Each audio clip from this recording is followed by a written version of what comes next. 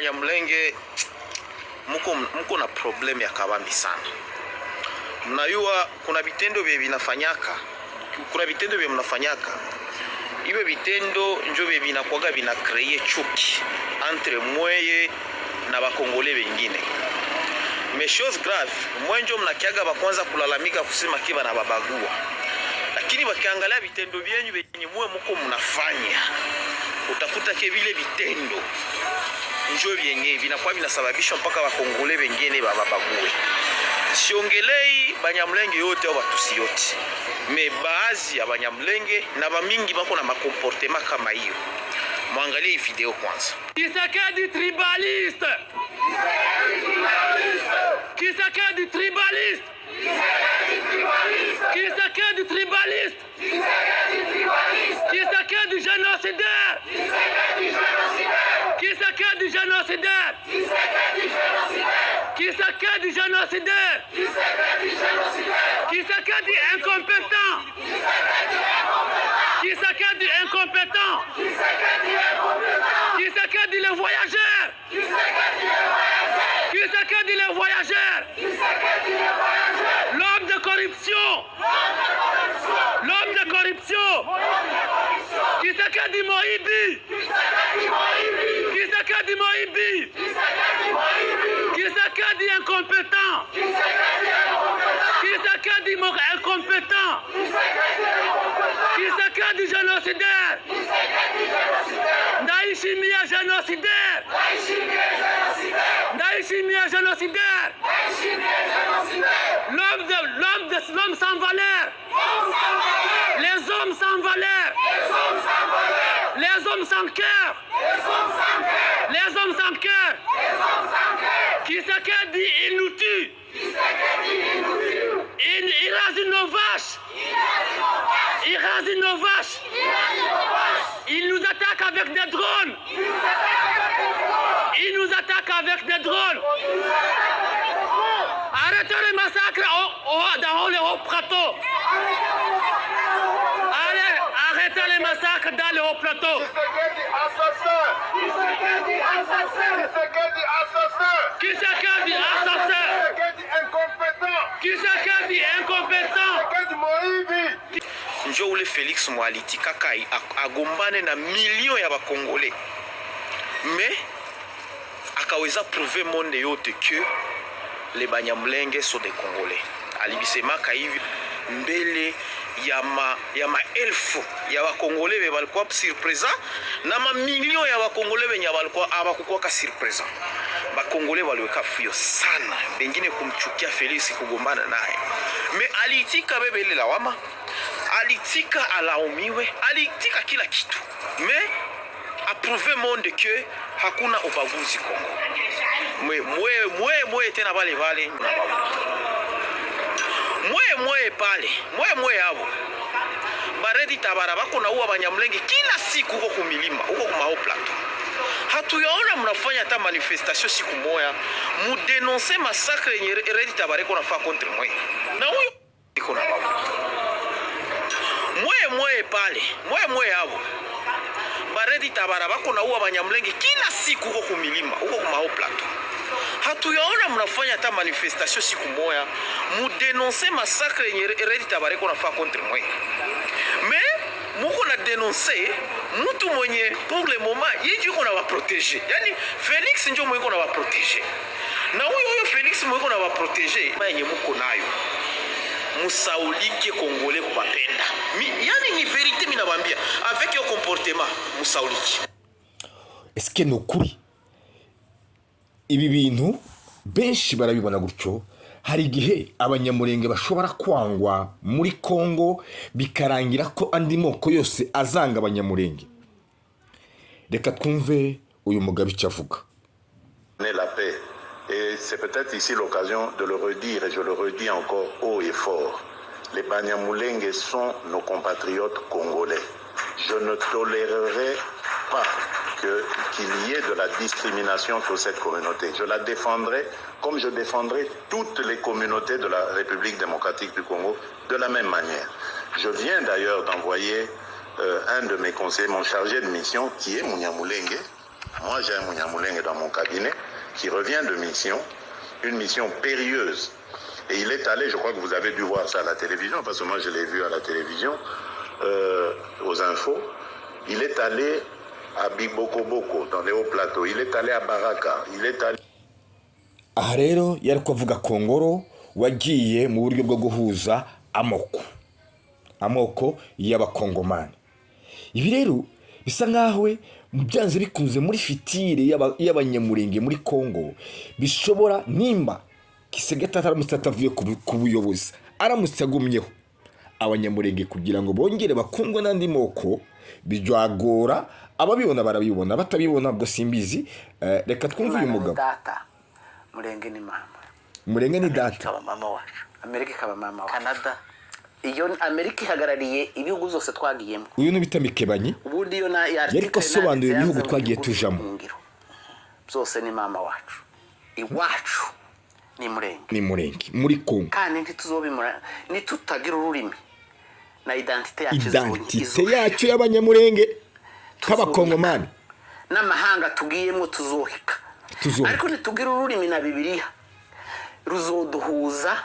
Bibiliya kizoba igitabo duhuriyeho, ururimi tuzoba igihugu n'ibindi bitabo tuzoba duhuriye aho tuzoba turiho twese hose bizoduhuza. Niyo mpamvu rero buri muntu wese aho ari ahaguruke duhurire n'urundi rugamba, duhurire ku Kinyamurenge.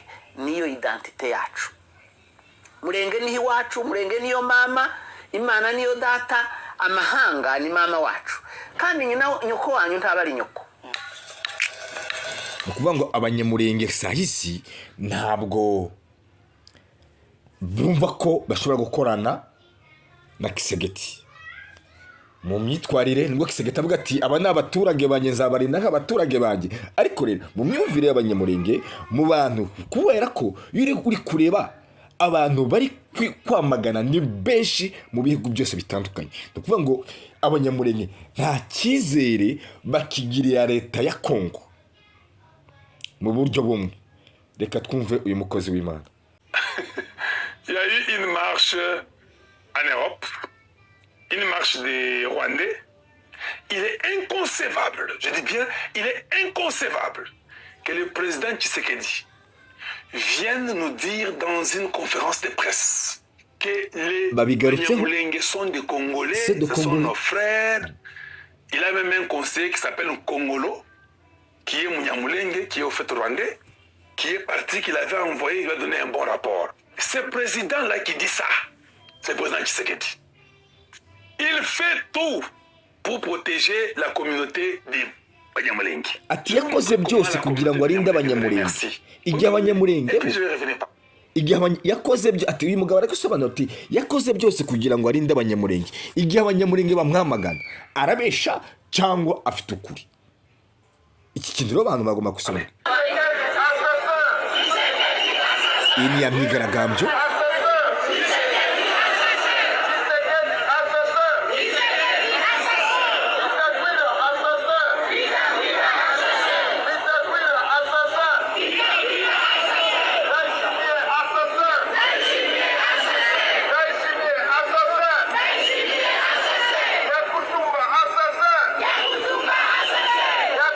Uya Kutumba niyo muntu wa mbere wanyaza abanyamurenge mu buryo bukomeye cyane. Abanyagisha igihe ngo yari mayimayi, abanyaga mu buryo bukomeye cyane, mu buryo bukomeye, abagira bakene, inka zabo zose arazimara. Ariko reka twumve ijambo eske ya Kutumba kuri regime ya Kisegeti afitiye politiki kugira ngo abantu babashe gusobanukirwa uya Kutumba ko avugwa mu bamaganwa. Afitiye politiki niwe murongo wa Kisegeti yamuhaye. Katuyumve. Siku zilizopita uliweza kuonesha bayana kwamba hakuna kabila Mnyamulenge katika eneo lote la nchi ya Jamhuri ya Kidemokrasia ya Kongo. Kuna kabila la Wanyarwanda. Leo kulikuwa pale, ulitembelea kabila gani? Wanyarwanda au Wanyamulenge? Nilitembelea watu wa Bikoboko. Njoni. Tutangarisha Warundi. Ati nilitembelea watu wa Bikoboko. Sijatembelea Tutangarisha Warundi bose badukurikiranye. Ahanga umva abango b'abanyamurenge. Tutangarisha Warundi bose badukurikiranye. Ko mudafite kudukora muri Minembwe, icyo ngicyo mugende mu Kibagiro. turi tayari kubarasa mu gitondo na nimugoroba bavugutira umuti wabo umuti nguva rero intambara ni intambara byanze bikunze ahantu hari ikintu gihari na raia ya hapa itembelee siku zilizopita iyi ya kutumba kuonesha bayana kwamba kuna kabila Mnyamulenge katika eneo lote la nchi ya Jamhuri ya Kidemokrasia ya Kongo na kabila la Wanyarwanda. Leo kulikuwa pale, ulitembelea kabila gani? Wanyarwanda au Wanyamulenge? Nilitembelea watu wa Bikoboko. Ndio nilitembelea watu wa Bikoboko. Mimi siko juu ya kabila. Hapa niko kwa ajili ya watu wote. Misio yetu ni raia ya Bikoboko itembelee hapa. Na raia ya hapa itembelee Bikoboko. Basi. Bashinja gukora Red Tabara ubwo siyo murimo mukorana Colonel. Twebwe nta Red Tabara dukorana Scovia. Ariko muraturanye se nibura. Ntituzi niyo Red Tabara ni ikiwani twumva baririmba mu mpapuro no mu maradiyo yabo. Nta Red Tabara bimurenge, nta Red Tabara dukorana, nta Red Tabara tuzi. Red Tabara mu badusenyeye Red Tabara ibamo. Imbuza wumva isisiro zose zo mu ndondo muri iriya groupe ya Bijombo tuvuga zose zasenywe na Red Tabara. Sinubu kunda abo bantu batunyaze inka bakadusenyera bakatwica bakatumara dushobora kubona umunsi aribo bashobora kuba badushinja kuko dushobora kuba dukorana nabo. Ni kuko ufata uno munsi ukavuga ngo leta ya FPR uno munsi kirakorana n'intera hamwe. Ndatekereza kuko nimba ariko kujya ku isi n'ijuru niko natwe tudashobora kuba twakorana na Red Tabara. Icyo ni ikinyoma cyamba yose. Ahubwo icyo bakora nuko bandika zanzandiko mu Kirundi bagerageza kugira ngo abagenda batwumvishe yuko amagambo y'Ikirundi turayumva. Ahangaha biragoye ni ukuri kw'Imana yo mu ijuru. Red Tabara yishe abanyamurenge yarabanyase, nta blage nta politiki irimo, nta utazi ko yishwe na Red Tabara, nta utazi ko Rurambo yahindutse amatongo kubera Red Tabara. Ayo ni amakuru y'impamo. None se bakongomani banyamurenge igihugu cyacu cya Kongo dukwiriye iki? Niki gikwiriye ubwoko bw'abanyamurenge? Nama wa perezida wa Kongo wabigenza ute? Reka ntanga inama ibyo kuba bikazaba nyuma. Inama ya mbere ngewe naha uri perezida wa Kongo niyi. Nasaba perezida wa Kongo kubanza ijambo rya mbere gusengesha igihugu cyose. Gusaba Kongo ngo buri muntu wese wemera Imana abanza apfuka amasabe imbabazi, abanyekongo bose babanze begera Imana batungane. Icya kabiri nakora ndi umujyanama wa perezida namusaba kunga abanyekongo, buri bwoko bukiyunga n'abanyekongo bakiyunga. Nkabishyiramo imbaraga cyane, ngashiraho ministeri ya reconciliation, ministeri ya unité, noneho abantu bagahurira hamwe bagakora.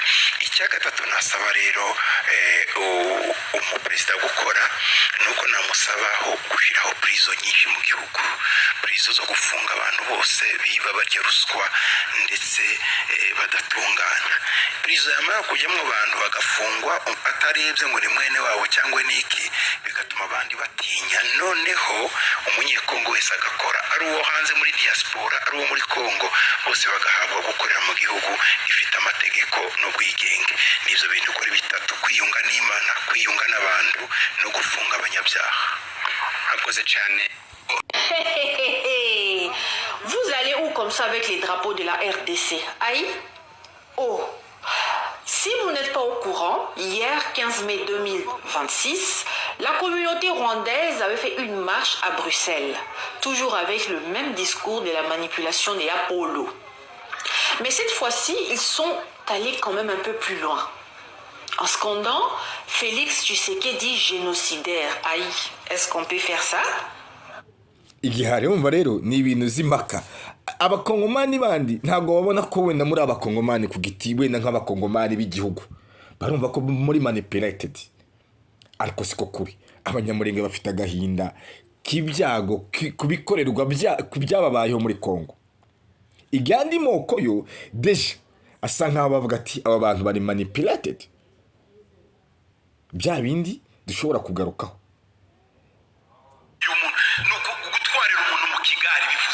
What does manipulation means? Manipulation no kuvuga ngo wari kwibye yumviro zawe ubiha umuntu ngo nabishire. That means you have released and entrusted your thoughts into someone's hands. Iyo umuntu rero avuze ngo hari imbeho uhita wambara iby'imbeho, iyo uvuga ngo harashyushye uhita wambara ibishyushye, iyo uvuga ngo boroga uhita uboroga, utabagira ngo ndaborogera iki, kuko wamutije ibitekerezo byawe ko arabimanipira uko ashaka. Nicyo bita manipulation. Manipulation ni uguhimura imitekerereze yawe akayikujerera, we ntugire umwanya wo kuyitekerereza. Manipulation is when you give someone your mind so that they can manage it for you. nyamara ntabwo ari manipulation, ahubwo abantu bararwanira uburenganzira bwabo.